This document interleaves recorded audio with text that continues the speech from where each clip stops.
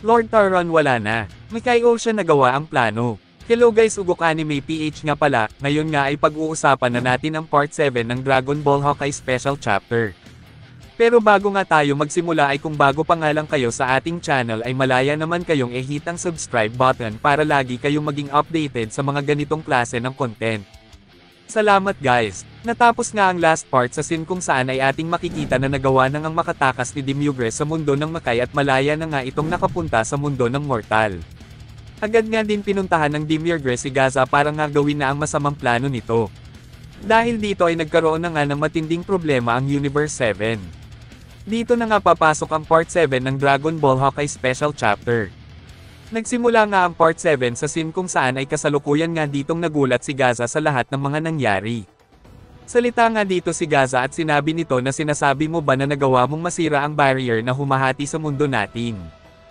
Hindi ito kapanipaniwala. Kahit ako hindi ko kayang sirain ang barrier na yon kahit ako ang God of Creation na pangalawa sa pinakamalakas sa universe na ito. Sagot nga dito ang Makai Ocean at sinabi nito na ngayon ay mas malakas na ko sa'yo, nandito ako para tapusin ka. Dito nga ay ating makikita na talagang natatakot na nga dito si Gaza at iniisip nga nito na totoo nga daw ang lahat ng sinasabi nito dahil ang aura nga daw nito ay talagang nagbago na. Mas lalo pa nga daw itong lumakas. Sa mga oras nga daw na ito ay malabo nga daw siyang manalo kung lalabanan niya ito. Kailangan kong masabihan si Taron about dito.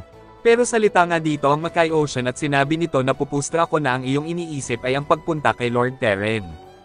Tama ba? Pero kung ako sa'yo ay hindi ko nagagawin yun, alam mo naman siguro ang kapangyarihan natin diba, kaya natin sumira ng isang planeta gamit lang ang isang pag-atake. Salita nga ulit dito si Gaza at sinabi nito na ano ang ibig mong sabihin. Nandito ako at si Ro, kaya kung sisirain mo ang planeta na ito ay madali ko lang itong maaayos. Salita nga ulit dito ang Makai Ocean at sinabi nito na hindi naman daw ang planeta na ito ang sinasabi niya. Plano nga daw niyang bisitahin ang dati niyang planeta at kamustahin ang dati niyang kasamahan.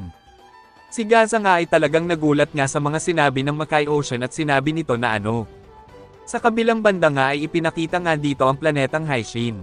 Ang planeta nga na ito ay ang pinagmula ng lahat ng Kaios at ng Kai Ocean. Ito nga yun sinasabi ng Makai Ocean na balak niyang wasakin.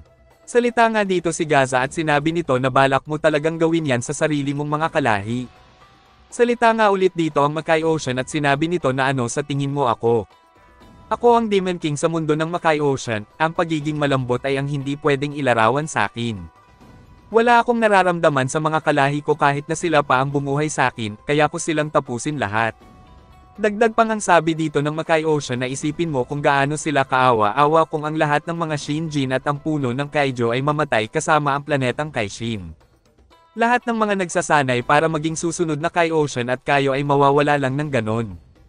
At wala nang isisilang at susunod pa sa kanila, nakakaawa. After ngang masabi ni Makai Ocean ang lahat ng ito ay salita naman dito si Gaza at sinabi nga nito sa kasama nitong Kai Ocean na kailangan na nga daw nitong gumamit ng instant teleportation para madala nito si Lord Teren sa planeta na ito. Ako na muna ang bahala na i-buy time ito, sagot naman dito ang batang Kai Ocean at sinabi nito na hindi pa nga daw niya master ang teknik na yon. Pero salita nga dito ang Makai Ocean at sinabi nito na sa tingin mo ba nahahayaan kita na makaalis? Dito nga ay naghanda na nga ang Makai Ocean ng isang malakas na pag-atake na rektang tatama sa batang Kai Ocean.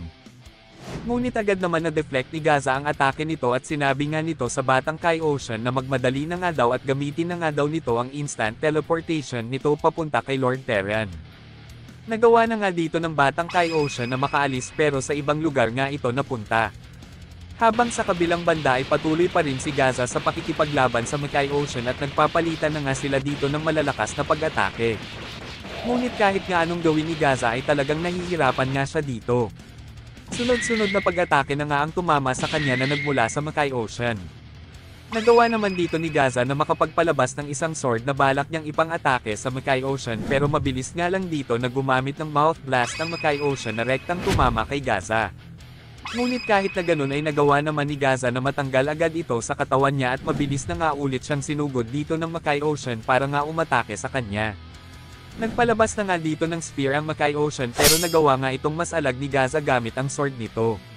Salita nga dito ang Makai Ocean at sinabi nito na yan pala ang tinatawag nilang Z-Sword na talagang inalagaan ng mga ilang henerasyon. Mabilis at magaling kang God Gaza pero lahat ng yan ay kulang para matalo mo ako, isa ka lang laruan para sa akin. Ngunit after ngang masabi ng Makai Ocean ang mga bagay na ito ay agad na nga lang tumalsik dito si Gaza. At habang siya nga dito ay out of guard ay agad naman ditong nagpakawala ang Makai Ocean ng isang malakas na pag-atake gamit ang spear nito. Ngunit si Gaza nga dito ay agad na ngang gumamit ng barrier technique para nga mas alag ang atake dito ng Makai Ocean. Nag-teleport na nga si Gaza sa lokasyon ng Makai Ocean para nga umatake gamit ang Z-Sword pero nagawa nga din maiwasan ng Makai Ocean ang atake ni Gaza gamit din ang instant teleportation. At matagumpay na ngang tinamaan ng Makai Ocean si Gaza ng isang malakas na pagkalmot na rektang tumama sa katawan ni Gaza. Salita nga dito ang Makai Ocean at sinabi nito na kaya naman daw mabuhay at makatakas nitong si Gaza kung ito nga daw ay walang pakialam sa planeta at sa mga tao dito. Sagot nga lang dito ni Gaza na siya nga daw ay nabubuhay na ng matagal, at hindi nga daw niya hahayaan ang mga bata na mamatay at ang mga susunod na henerasyon ay maging isang sacrifice dahil lang sa kanyang kaduwagan. Siya nga daw ang God ng kanilang universe kaya responsibilidad niya na protektahan ang lahat ng bagay dito. Salita naman dito ang Makai Ocean at sinabi nito na ito nga daw ay isa lamang walang kwentang gawain, ang kanya nga lang daw pinahahalagahan ngayon ay ang buhay or ang kamatayan, kaya ngayon ay mamatay ka na. Napunta naman ang scene dito sa planetang Terran kung saan ay kasalukuyan nga ditong naliligo si Lord Terran, salita nga ito at sinabi nito na Whis nararamdaman mo ba ang bagay na yon? Salita nga dito si Whis at sinabi nito na parang nasira nga daw ang barrier na humahati sa mundo nila at mundo ng Makai, at ngayon nga daw ay inaatake ng mga demon ang kanilang universe. Dito nga ay tumayo na nga si Lord Terran at sinabi nito na paano nga daw ito nangyari. At habang nagsasalita nga dito si Lord Terran ay bigla na nga lang ditong dumating ang batang Kai Ocean. Salita nga dito ang bata at sinabi nito kay Lord Terran na tulungan nga daw siya nito dahil kasalukuyan nga daw inaatake si Gaza ng Makai Ocean. Dito nga ay sumagot si Lord Terran at nagulat nga ito, sinabi nito na ano. Ang Demiurge na yon ay balak akong patayin. Magmadali ka at dalhin mo ako doon. Sa kabilang banda naman ay ating makikita na nabitawan na nga ni Gaza ang Z-Sword na isang malaking palatandaan na talagang nahihirapan na ito sa nagiging laban niya. Salita nga dito si Gaza at sinabi nito na saan na daw si Ro, hindi na nga daw niya kayang lumaban pa. Sa moment na ito ay lumapit na nga ang Demiurge kay Gaza at sinabi nito na inaamin nga daw niya talagang napahanga nga daw siya sa lakas na meron itong si Gaza. Kahit nga daw na mas malakas na siya dito ay nagawa pa nga rin daw nitong ma-resist ang laban. Magagawa nga daw talaga siya nitong matalo kung binaban niya ng kaunti ang kanyang depensa.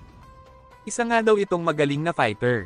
Dito nga ay mabilis nang ang nagpalabas ang Makai Ocean ng sword at sinabi nga nito kay Gaza na pero ngayon ay hindi mo na magagawa pang maiwasan ang gagawin kung pag-atake sa'yo, ito na ang oras para mawala ka. At nang tatapusin na nga ng Makai Ocean si Gaza ay mabilis naman ditong dumating si Lord Terran at napigilan nga nito ang atake na balak gawin ng Makai Ocean. Salita nga dito si Lord Terran at sinabi nito na tapos na nga daw ang maliligayan oras nito. Agad na ngang naghanda si Lord Terran dito para umatake at sinabi nito na Demiurge, ikaw muntikan mo na kaming mapatay, isa kang kahihiyan, ngayon ito na ang oras sa'yo para mawala ng panghabang buhay.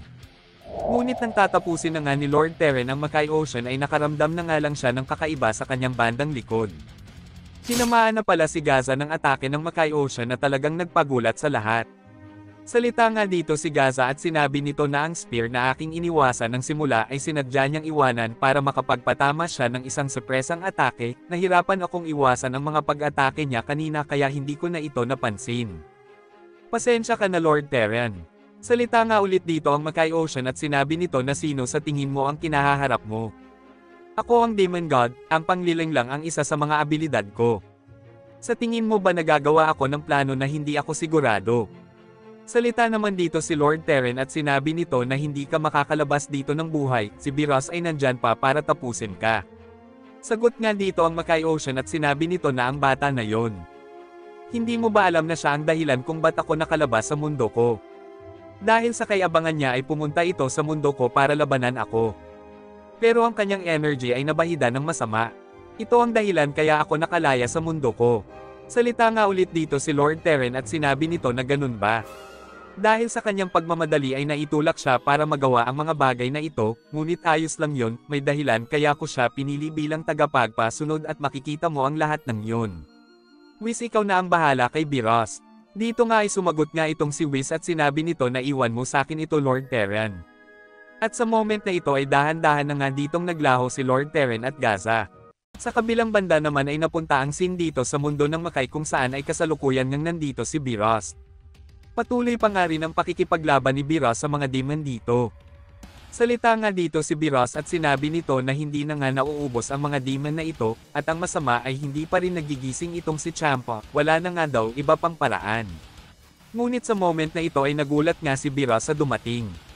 Ito nga ay walang iba kung hindi si Whis, salita nga dito si Whis at sinabi nito na kay Beerus na madami tayong pag-uusapan. At dito na nga natapos ang chapter na ito, like and share lang guys for more videos like this.